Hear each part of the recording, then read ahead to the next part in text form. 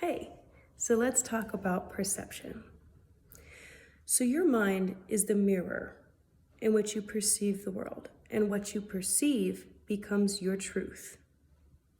Now, true perception is an awareness that exists outside of the mind, outside of time, space, and object. And knowledge, true knowledge, filters through this very easily. Now, both of these are qualities of the higher mind because they are not dependent on time, space, or object. In fact, true knowledge is basically unbroken awareness. And what is perceived then filters through into the lower mind and guides us on the conscious plane. Now, what trips us up is that on the conscious plane, we live along sensory perception, which is finite. It depends on the senses and on the workings of the rational mind.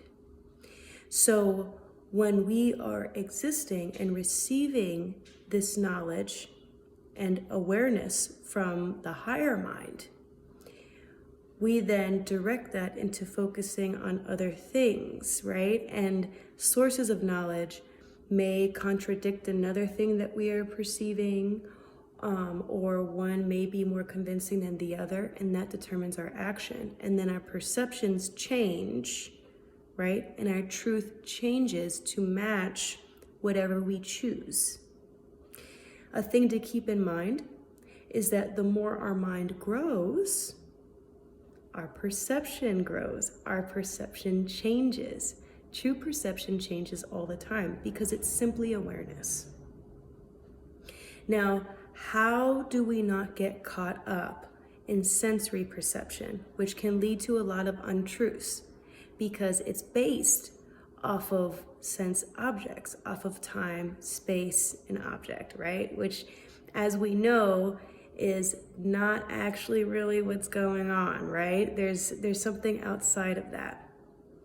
True perception exists within and without us. Let's remember that our sensory perception, what we perceive as reality right now, is not as it appears, because our sensory perception also works with our ego, which governs the senses and perceives everything in relation to itself. Take things personally quite often. Now, none of this is good or bad. It's just how it is.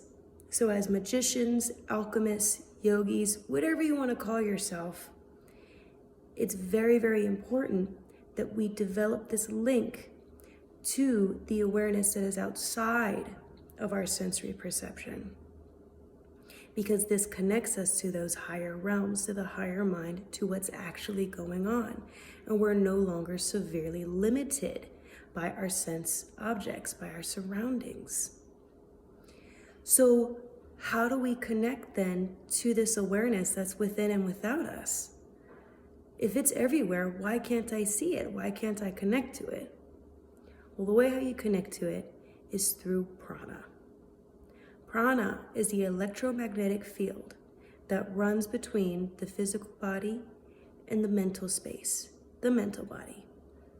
We have 5 bodies, or sheaths, that make up the totality of our existence. The first one is the physical body. The second one is the material realm, or the food that we use to ingest in order to live, right? Our bodies to function. Then we have the mental realm, the mental body. Then after that, we have the psychic body. And then last but not least, we have the bliss body. And the bliss body is the one that is not limited at all to mind, space, time, or object. It is beyond that. You can connect to these other bodies, to the psychic body, to the blissful body, right? To the ultimate perception. by connecting to that electromagnetic field that acts as the link between all of these things.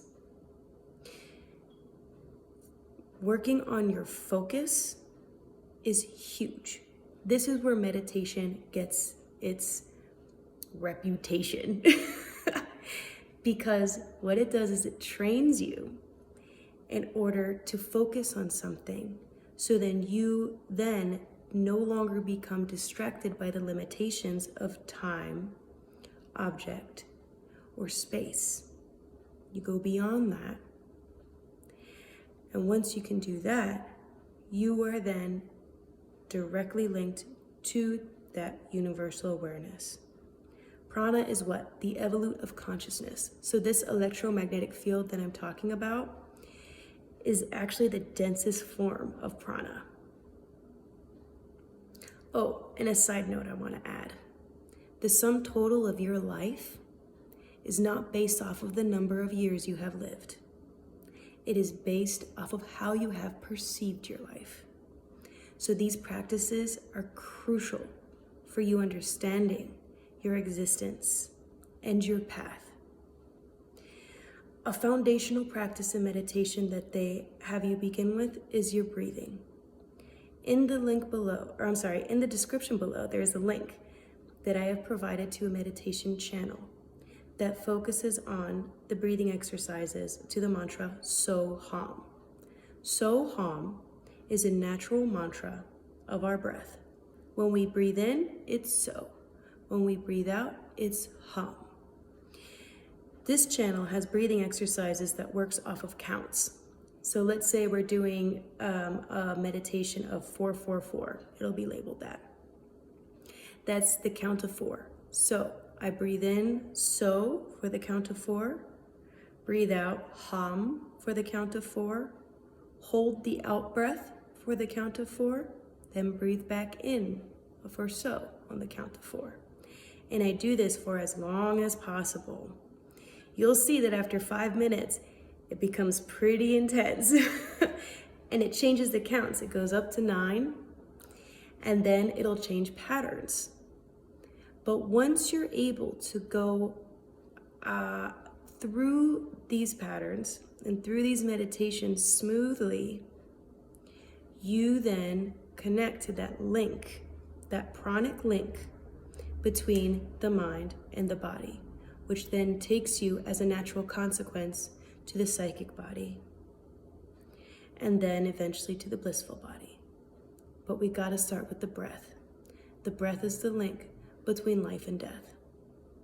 The breath is one of the biggest links we have to the mind and the body.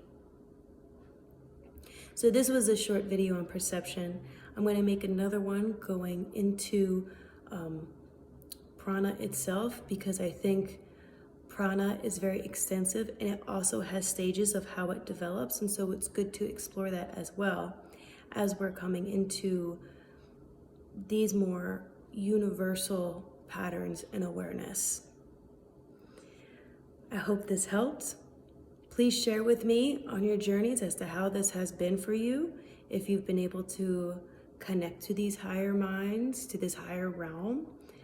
And I wish you many, many blessings on your journey. Bye.